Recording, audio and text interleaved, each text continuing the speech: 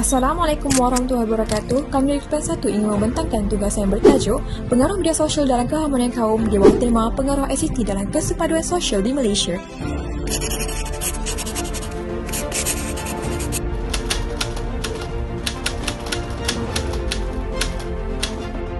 Statistik pengguna media sosial di Malaysia yang diambil pada Januari 2021 menunjukkan 86% populasi di Malaysia yang aktif menggunakan media sosial.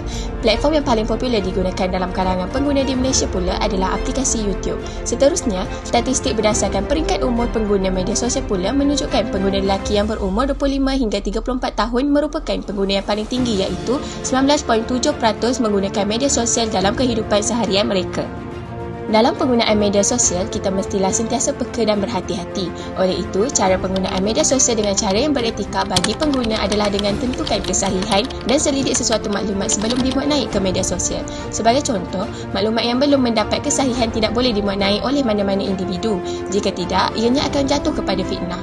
Tidak mengeluarkan kata-kata yang menghasut atau mencetus provokasi juga adalah cara yang beretika dalam penggunaan media sosial. Seperti tidak komen perkara-perkara yang tidak baik sehingga mencetuskan tekanan kepada individu yang menerimanya. Media sosial diingatkan sentiasa peka dengan komen yang berbau perkauman dan sebaliknya perlu bersama kerajaan memanfaatkan medium tersebut untuk menyemarakkan penghayatan rukun negara dalam kalangan masyarakat di negara ini. Menteri di Jabatan Perdana Menteri P. Watamuti berkata kesepakatan dan kebersamaan akan sentiasa terjalin sekiranya semua pihak menghayati rukun negara dan saling menghormati antara satu sama lain. Selain itu, ada juga individu yang masih tidak relevan dalam penggunaan media sosial seperti memberikan kebebasan penggunaan teknologi terutama pada golongan kanak-kanak. Hal ini disebabkan oleh kesibukan ibu bapa yang bekerja. Untuk jalan penyelesaian, mereka memberi gadget sebagai ganti diri mereka untuk mengisi masa lapang anak-anak. Seterusnya, kita pergi kepada adab dalam penggunaan media sosial. Seperti yang kita tahu, penggunaan media sosial melibatkan berjuta-juta manusia di dalam dunia ini. Oleh itu, adab dalam penggunaan media sosial harus diperhatikan dalam diri masing-masing seperti menyebarkan maklumat yang sahaja, menjaga batas pergaulan dan menjaga aib. Hal ini bagi mengelakkan daripada perkara yang tidak diingini berlaku kepada diri kita maupun orang lain. Setiap kebaikan sesuatu perkara pasti diiringi dengan keburukan yang ada. Begitu juga dengan adab penggunaan media sosial. Antara kesan negatif adab penggunaan media sosial adalah boleh menyebabkan ketagihan. Ketagihan media sosial semakin meningkat. Pada masa ini, lebih banyak orang menghabiskan sebahagian besar waktu bangun mereka secara kompulsif menggunakan media sosial.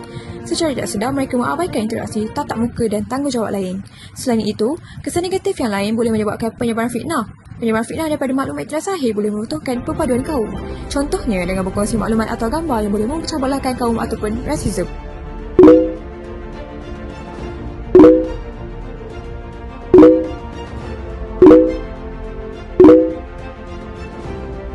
Beliau meminta orang ramai tidak mudah percaya hasutan yang mengaitkan kejadian itu dengan isu perkauman dan menyimak fakta terlebih dahulu. Pihak polis menjalankan siasatan. Ketiga-tiga suspek masing-masing 2 wanita dan seorang lelaki disiasat mengikut Seksyen 504 Kanun Keseksaan, Seksyen 233 Akta Komunikasi dan Multimedia 1998 dan Seksyen 4-1-G Akta Rumah Judi Terbuka 1953. Beliau turut menasihatkan orang ramai supaya tidak berkongsi atau menyebarkan video itu. Perbuatan berkenaan bukan sahaja menyalahi undang-undang tetapi juga boleh mendatangkan keresahan dan kegusaran awam.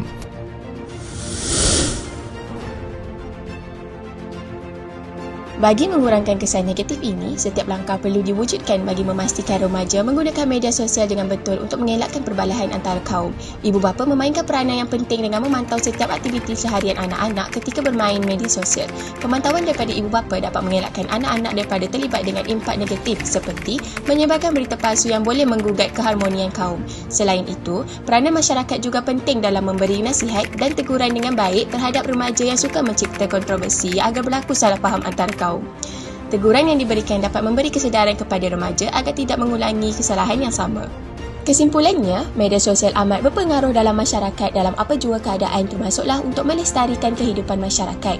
Media sosial pada asalnya bersifat sekadar untuk menyebarkan maklumat dan komunikasi semata-mata, tetapi media sosial turut menjadi sumber hiburan. Kini, media terus bergerak mengalami transformasi bukan sekadar sebagai perantaraan menyebarkan maklumat dan hiburan, tetapi juga sumber pelbagai aktiviti lain termasuk baik dan buruk. Apa-apa sahaja medium yang bergerak dalam masyarakat mempunyai tanggungjawab sosial yang besar dalam membawa masyarakatnya ke arah yang lebih bertamadun dan bukannya menjatuhkan martabat atau merosakkan masyarakat yang lain.